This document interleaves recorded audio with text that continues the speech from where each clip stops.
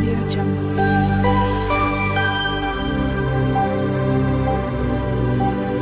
Audio Jungle. Hello everyone, જય શ્રી કૃષ્ણ. મારી ચેનલમાં તમારું સ્વાગત છે. આજે હું આ વઘારેલી રોટલી બનાવવાની છું.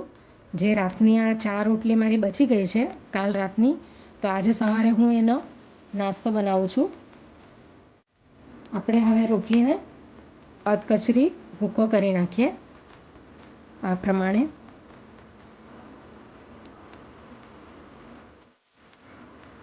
આ રીતની કરી લેવાની છે. અગર તમારે મોટી રાખવી હોય તો મોટી બી રાખી શકો, અને એકદમ ઝીણી કરવી હોય તો તમે એને ઝીણી પણ કરી શકો મિક્સીમાં અથવા તો હાથથી.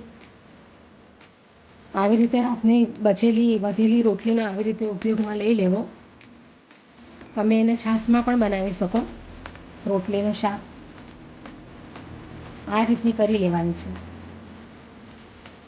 તો હવે રોટલીનો ભૂકો થઈ ગયો છે. એના માટે હું આ એક નાની સાઈઝનો કાંદો પણ નાખીશ અંદર. અને આ સિંગ છે ને એ ઓપ્શનલ છે, એ તમારે નાખવી હોય તો નાખવાની, નકર નહીં નાખવી હોય તો કાંઈ વાંધો નહીં. તો હવે આપણે ચાલુ કરીએ. तो चलिए शुरू करते हैं. મેં ગેસ ચાલુ કરી દીધો છે અને કઢાઈ મૂકી દીધી છે. એની અંદર હું આ એક મોટા ચમચા જેટલું તેલ નાખીશ. આ અડધી ચમચી જીરું અને અડધી ચમચી રાઈ છે.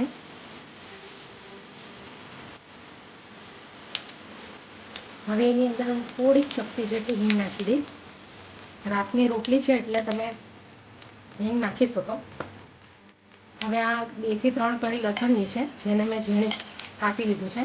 અને આ અડધું મરચું છે, એને પણ મેં સમારી લીધું છે. અને આ 6-7 કળી પત્તા છે, અને આ સિંગ છે.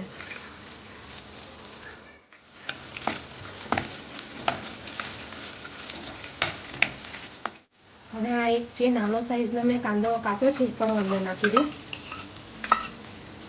તમારે નાખવો હોય તો નાખવાનો, નકર તમે સ્કીપ પણ કરી શકો.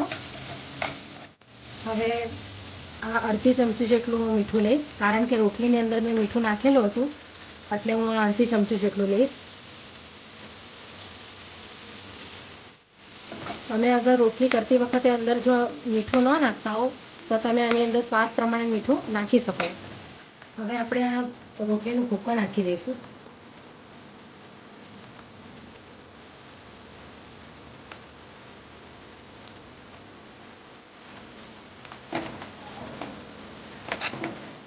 હવે ઉપરથી આ સૂકા મસાલા નાખીશું. અડધી ચમચી હળદર છે, 1 ચમચી ધાણા જીરું છે, અને અડધી ચમચી કાશ્મીરી લાલ મરચું છે. અડધી ચમચી, એકદમ 5 ચમચી જેટલો આપણે એની અંદર ગરમ મસાલો નાખીશું. હવે એને બરાબર મિક્સ કરી લઈશું.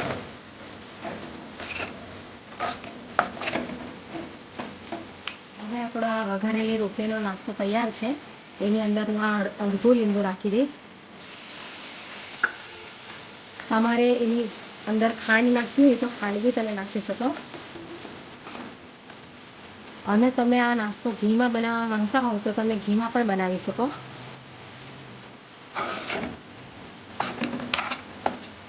હવે ઉપરથી આ લીલા ધાણા હું અંદર નાખી દઈશ. આપણો નાસ્તો તૈયાર છે, વઘારેલી રોટલીનો, જે તમે દહીં સાથે બી ખાઈ શકો અને એમ જ પણ ખાઈ શકો.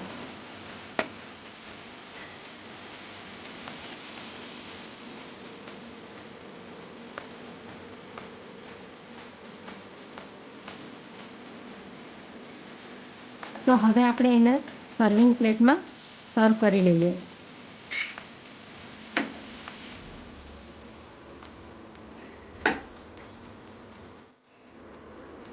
તો તૈયાર છે આપણી આ વઘારેલી રોટલી.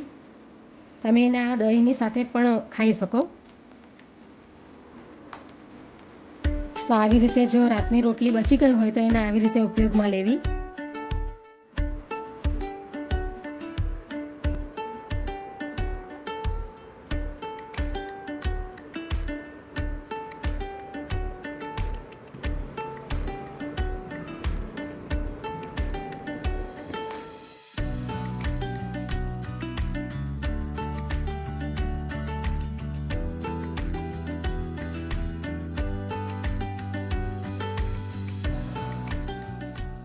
Audio Jungle.